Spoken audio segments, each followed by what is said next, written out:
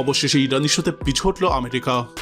ইরানে হামলা অনেক হুমকি ধামকি দিলেও শেষ পর্যন্ত ইরানে হামলার সিদ্ধান্ত বাতিল করেছে আমেরিকা।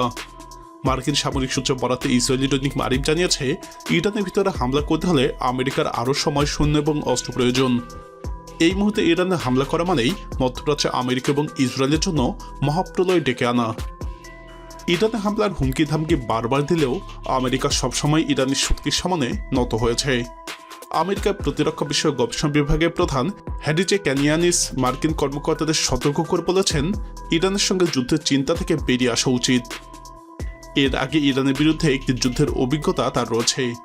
এখন যুদ্ধের পরিণতি হবে অত্যন্ত ভয়াবহ। আমেরিকার প্রতিরক্ষা বিষয়ক গবেষণা বিভাগের প্রধান আরও বলেন, এটা আমেরিকানদের মেনে নেওয়া উচিত যে ইরানের সঙ্গে যুদ্ধের পরিণতি অতীতে কোনো যুদ্ধের মতোই হবে না। অতীত বলতে তিনি ইরাক, যুগোস্লোভিয়া এবং আফগানিস্তান যুদ্ধ এবং পরবর্তীতে ইরাক, লিবিয়া ও সিরিয়ার সংঘাতের কথা উল্লেখ করেন। ইরানি সেনাদের দক্ষতার কথা উল্লেখ করে তিনি বলেছিলেন, ইরানের সেনাবাহিনী এতটাই সুদক্ষ, প্রশিক্ষিত এবং দুর্ধর্ষ যে তারা আমেরিকান বাহিনীর বিরাট ক্ষতি করার ক্ষমতা রাখে। পর্যবেক্ষকরা বলছেন, দুই মৌলিক কারণে আমেরিকা ইরানের সঙ্গে সামরিক সংঘাতে জড়াতে ভয় পাচ্ছে। প্রথমত, যুদ্ধ কোনো একটি অঞ্চলের মধ্যেই সীমাবদ্ধ থাকবে না। দ্বিতীয়ত, ইরানের বিরুদ্ধে সরাসরি যুদ্ধ আমেরিকান সেনাদের জন্য হবে প্রথম এবং নতুন অভিজ্ঞতা। কারণ এই আমেরিকান সৈন্যদের ইরানের সাথে যুদ্ধের অভিজ্ঞতা নেই, কিন্তু ইরানের 8 বছরের যুদ্ধের অভিজ্ঞতা রয়েছে। বর্তমানে দেশটি সামরিক দিক দিয়ে স্বয়ংসম্পূর্ণ। আমেরিকার একটি গবেষণা প্রতিষ্ঠানের প্রতিবেদনে বলা হয়েছে, হরমুজ প্রণালী যদি একদিনের জন্য বন্ধ থাকে তাহলে তেলের মূল্য 10% পর্যন্ত বেড়ে যাবে। চাপের মুখে পড়লে ইরান এই সংঘাতকে ছড়িয়েও দিতে পারে। তার প্রক্সি দেশ যেমন ইরাক, সিরিয়া এবং অন্যদের আহ্বান জানাতে পারে আমেরিকার লক্ষ্যবস্তুর উপর আঘাত হানতে। এমনকি হিজবুল্লাহ বা সিরিয়ায় থাকা ইরানি সৈন্যদের সমন্বয়েও ইসরায়েলের উপরে রকেট হামলা হতে পারে। ফলে ছোট্ট ইসরায়েল হঠাৎ করেই ধ্বংসস্তূপে পরিণত হবে। এসবের লক্ষ্য হবে আমেরিকাকে এটা দেখানো যে ইরানের উপর কোনো ছোট আঘাতও পুরো মধ্যপ্রাচ্য জুড়ে যুদ্ধের আগুন ছড়িয়ে দিতে পারে। ইরানের কাছে থাকা মিসাইলগুলো অত্যন্ত শক্তিশালী।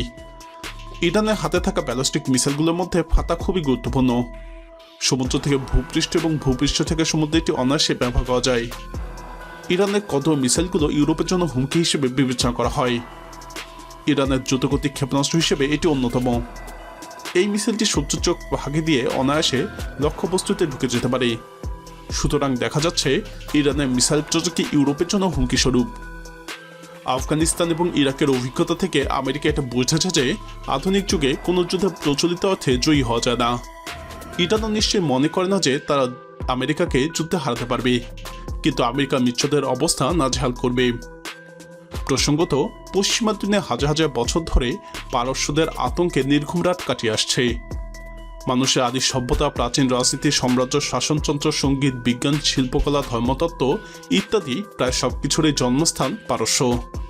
সুতরাং ইরান যা দাবি করে আমেরিকার ইরানে হামলা করা পরিণত হবে দুঃস্বপ্নের মতো, তা আসলেই সঠিক। আর এসব কারণে আমেরিকা বারবার ইরানকে এগিয়ে চলে।